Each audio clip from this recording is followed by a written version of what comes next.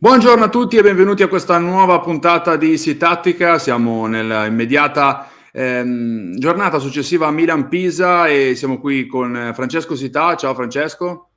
Ciao Ema, buongiorno a tutti. E il direttore Pietro Balzano Prota. Ciao Pietro. Ciao Ema, ciao Francesco, un saluto a tutti e day after, qui ci lecchiamo un po' le ferite oggi. Analizzeremo i temi principali della partita fra Milan e Pisa. Prima di partire chiedo una breve disamina a Francesco. Francesco, che partita è stata? Sai Ema, il Milan affrontava da prima in classifica un Pisa neopromosso che era in questo momento in evidente difficoltà visto le prestazioni delle partite precedenti, e appunto per questo il Milan con Allegri chiedeva maturità e al fatto che nessuna partita fosse semplice. Sembrava quasi che avesse previsto che potevano nascere dei cali di tensione in vista di questa giornata di campionato. Pisa, sapendo di essere sfavorito, ha cercato di avere un atteggiamento da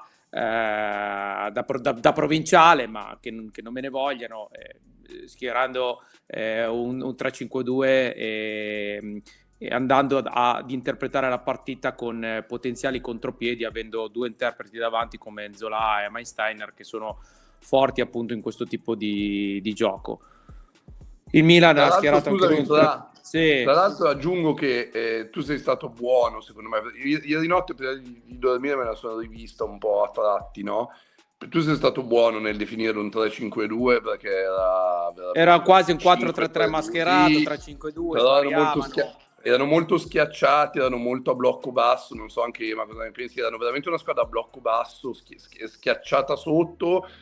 E mi permetto di dire, me ne assumo la responsabilità con l'affetto che vogliamo tutti al Gila. Non ho visto veramente una squadra piena di concetti, mettiamola così. Ho visto una squadra che è stata bella bassa, quando poteva provava in qualche modo a ripartire. Poi, sai, nel calcio, fortunatamente me lo insegni tu, Francesco, che lo hai spiegato per anni, il tasso tecnico influisce ed esiste e c'era veramente un divario.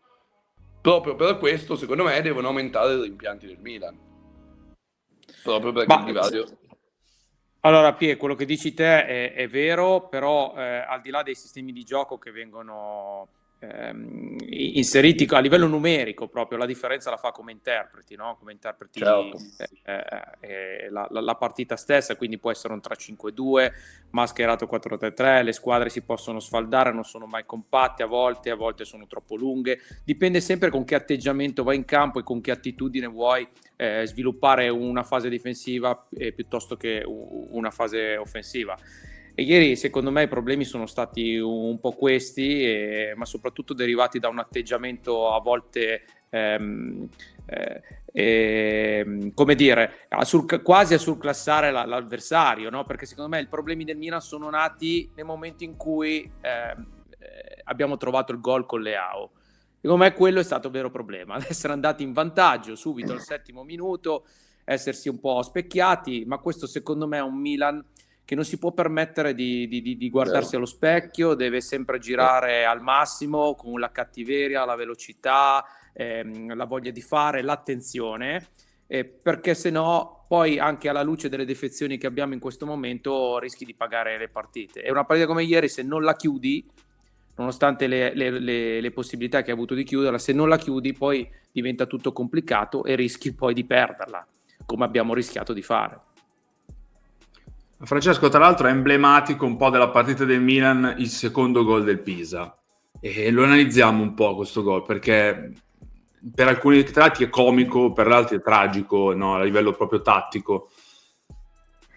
Allora, io per quello che insomma è il mio occhio, la mia analisi, ieri nel post partita mi sono un po' soffermato a sentire qualche commento qua e là, e vedevo che tutti un po' si soffermavano su Gabbia, che è stato travolto da Moreo, quando secondo me era del tutto ininfluente questo episodio. Ho visto un Hakim Salmirò che si è destreggiato bene tra Ricci e Modric, poi fa partire quasi, non dico un campanile, ma una parabola arcuata detta alla Bruno Pizzul degli anni 90, che va a sorpassare la linea in quel momento di Pavlovic e a Teccame. Ma l'errore è stato proprio lì, a palla scoperta la difesa deve sempre scappare e la linea è rimasta piatta, ferma, con Atekame addirittura che teneva in gioco Nzola, e stando fermi e non scappando su palla scoperta il giocatore Pisa si è trovato a tu per tu col portiere siglando il 2-1. Questo è un errore che un Milan non si può permettere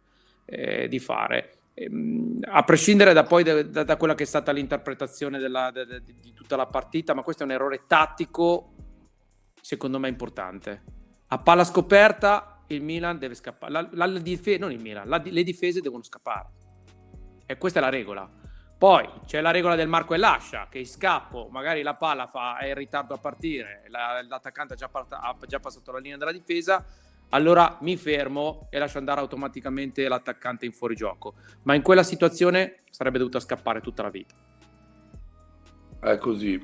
Mi permetto di aggiungere, poi è stato tutto frutto anche di comunque una squadra che in quel momento, lo ha confermato anche Massimiliano Allegri, aveva veramente un po' perso quelle distanze tra i singoli e tra i reparti, aveva perso un po' quell'ordine, quel senso di ordine che siamo abituati a vedere, tanto lo dice Massimiliano Allegri, si vede, c'è un dettaglio che a un certo punto dopo il pareggio inizia a dire calma, rimettiamoci in ordine, lo dice più volte questa frase, probabilmente perché si è visto che il Pisa aveva iniziato a trovare spazi, aveva iniziato a trovare linee di passaggio che nel primo tempo e per il segmento prima non trovava.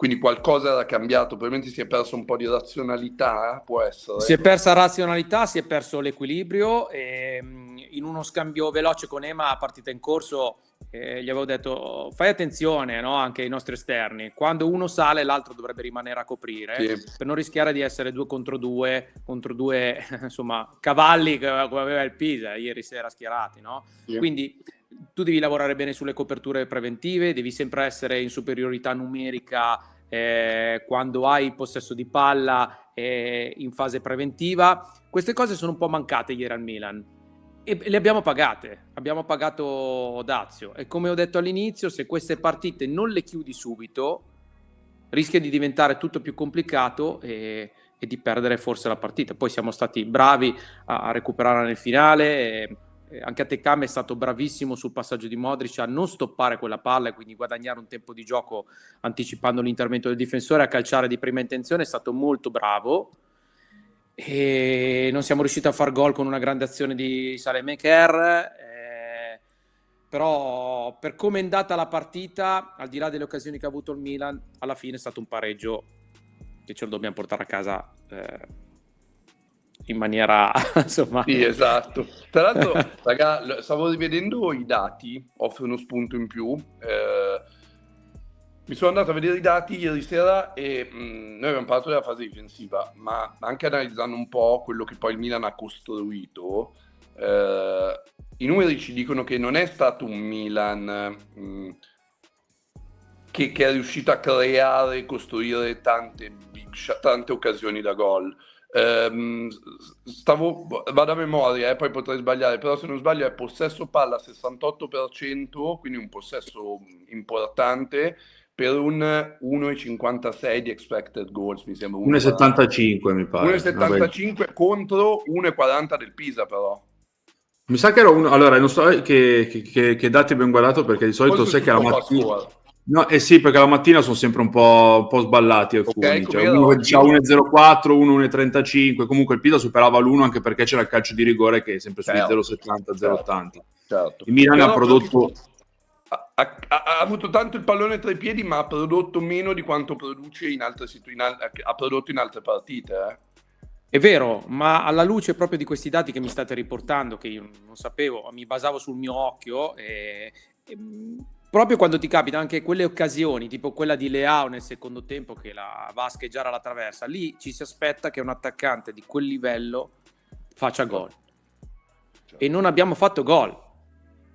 E quando poi, al di là anche del gran tiro che ha fatto Salemaker, che poi è stato bravo Schemper a prenderla, sì, quasi sotto l'incrocio, ma comunque quando ti capitano quelle situazioni tu devi fare gol e devi sfruttare, perché sennò rischi di dare un vantaggio psicologico avete visto il Pisa con il cambio di con l'ingresso di Quadrado che ha rotto gli equilibri, il Milan ha iniziato ad andare in difficoltà perché si è trovato di fronte a un giocatore che strappava, un giocatore comunque di livello, un giocatore che ha un background alle spalle, che ha delle capacità tecniche e ha dato quell'entusiasmo procurato anche dal rigore, no? Sul suo tiro, Certo. cioè ha messo in difficoltà il Milan, l'ha messo veramente in difficoltà.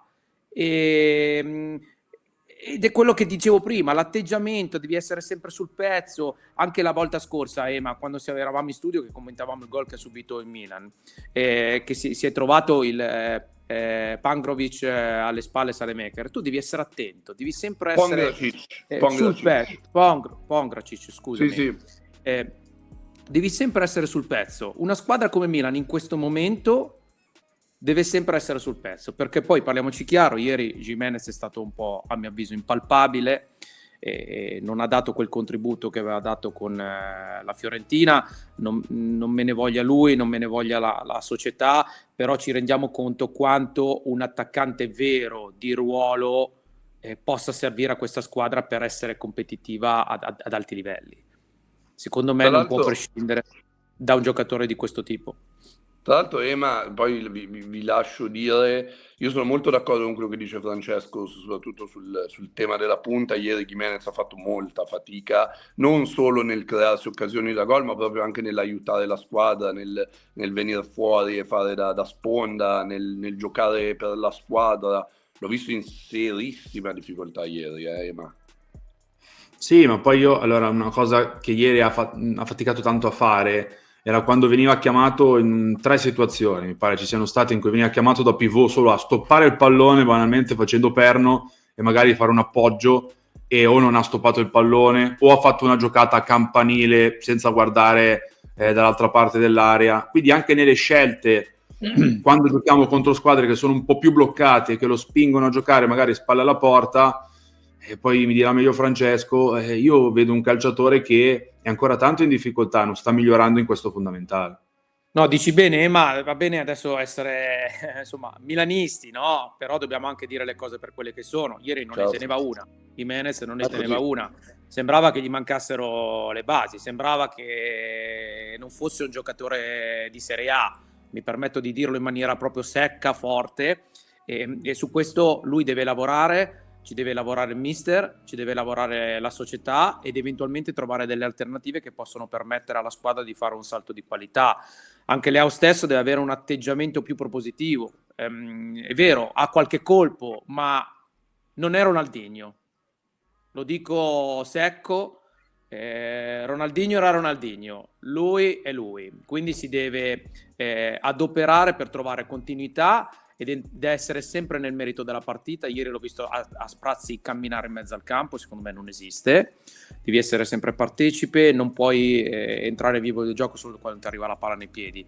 Lui ha questa grande qualità di attaccare lo spazio. Fammi vedere che fai un contromovimento, fammi vedere che ti smarchi e che ti proponi magari anche attaccando la linea avversaria senza palla.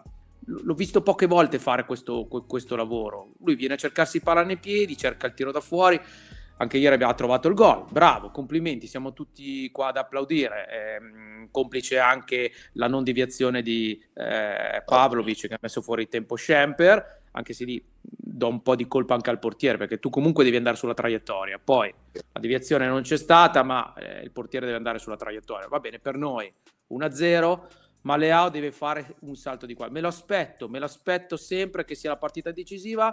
E nonostante i gol, gli faccio i complimenti che fa, perché la media la sta tenendo alta da quando è rientrato, però mi aspetto molto, ma molto di più da un giocatore come lui. Anche se aggiungo, io su Rafa, ieri ne parlavo con Ema, mi è sembrato a volte addirittura che ci fosse, non lo so, parliamo di un mi è sembrato, che ci fosse ogni tanto ancora qualcosina a livello fisico, per 2 motivi. Uno, tendeva, dopo il gol, tendeva comunque ad evitare di strappare come fa lui, ma aspettava e si appoggiava tante volte, come se rinunciasse a quello strappo, a quello scatto tipico suo.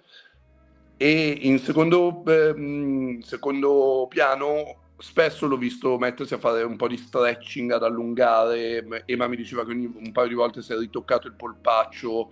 Ora io spero di no. Vi dico la mia, nonostante il gol mi è sembrato un Leao un po' fuori forma. Non so poi quanto sia di atteggiamento o meno, ma mi è sembrato anche un po' fuori forma. Poi, io dico sempre, io sono un po' più banalotto. Io quello che segna me lo prendo sempre, me lo tengo sempre finché mi fa gol, anche se magari non mi dà il contributo solito finché mi fai un gol, 2 gol a partita, io tengo bene. Sono d'accordo con te che un giocatore con i suoi mezzi tecnici, fisici, atletici, dando di più, inciderebbe ancora di più. Quindi sono d'accordo. Dai Pietro, anch'io sono d'accordo con quello che dici ed eventuali concause che magari non gli hanno permesso di fare una prestazione top, ma il mio discorso era riferito alla prospettiva. Certo. Milan questo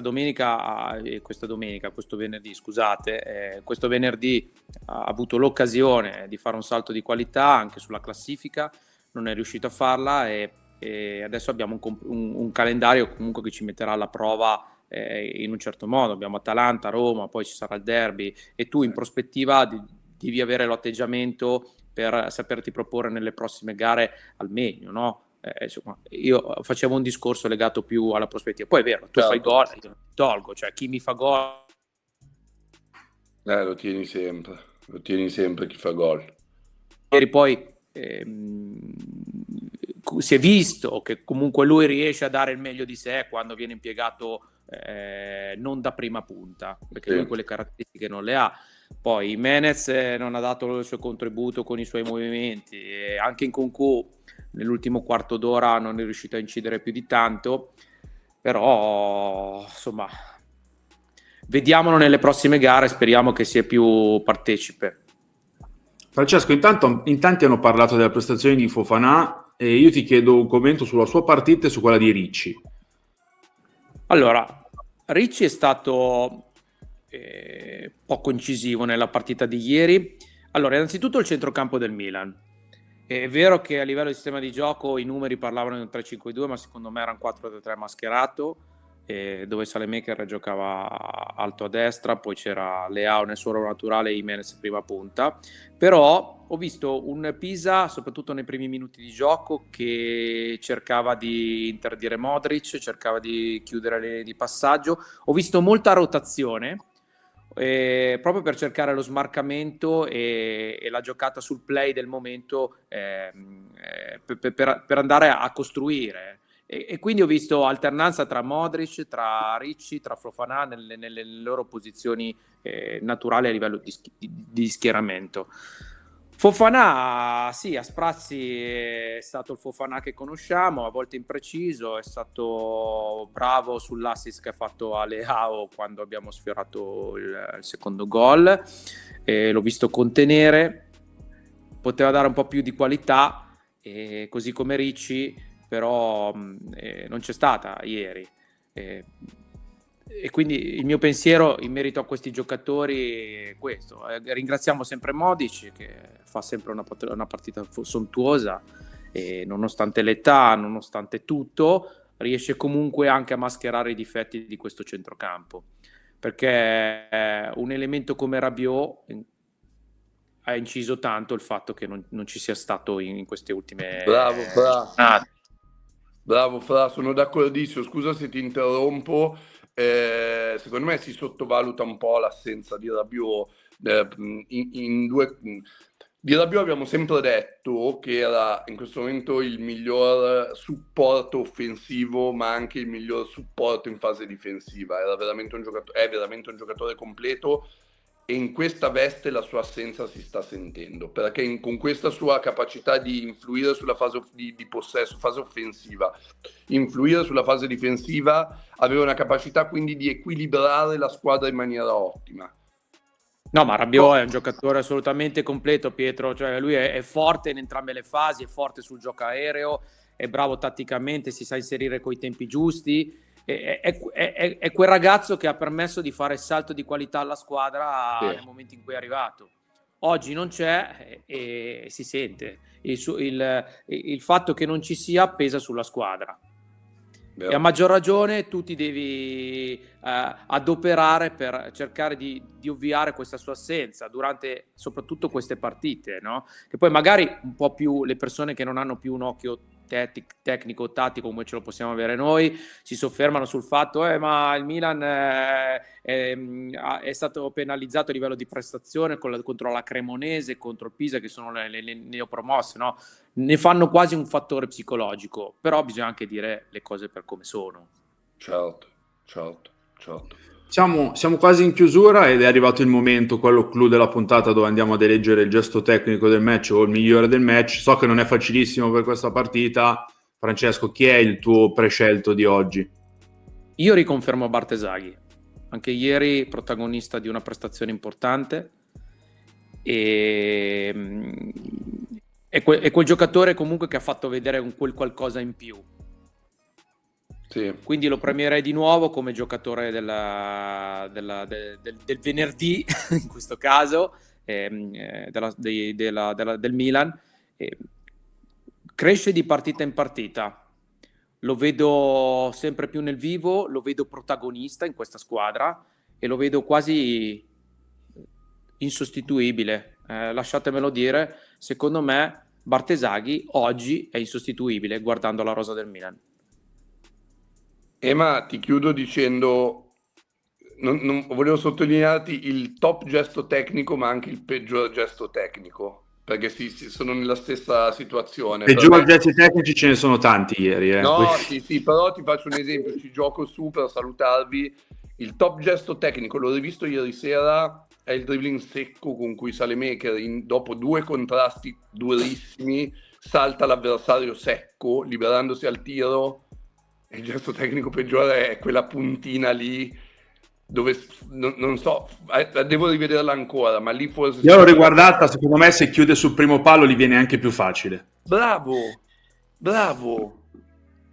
Però ragazzi, cioè voi dimenticate l'aspetto dell'intensità. Ecco, sì, l'intensità certo. con cui ha fatto quell'azione. Per me è stato bravissimo in tutto. Bravissimo. In tutto. È mancato il gol, va bene. Se segna viene giù San Tiro. Col senno di poi è difficile avere la capacità di ragionare in quel preciso momento. Impossibile. Quasi impossibile.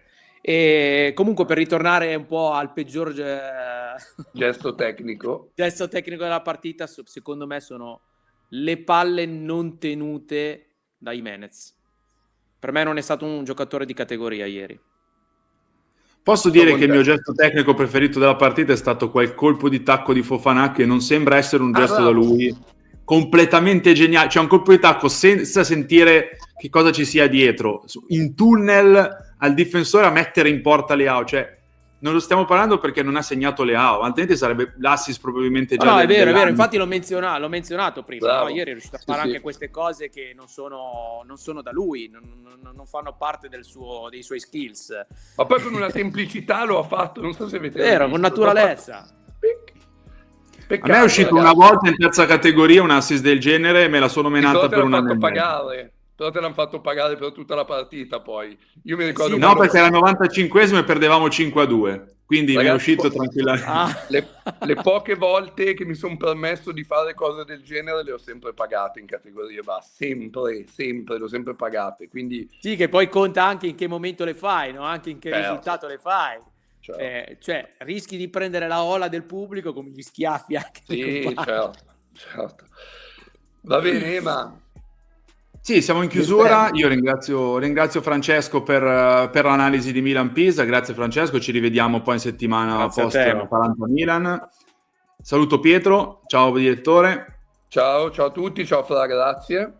Ciao Pietro, Noi grazie a te. Ci risentiamo con i prossimi appuntamenti, ci risentiamo con l'editoriale del direttore e poi da lunedì con il palinsesto al completo, anche se quest'anno... Iscrivetevi al canale e soprattutto... campanella e commentate. Ciao a tutti, ciao. Ciao, grazie, ciao, buona giornata.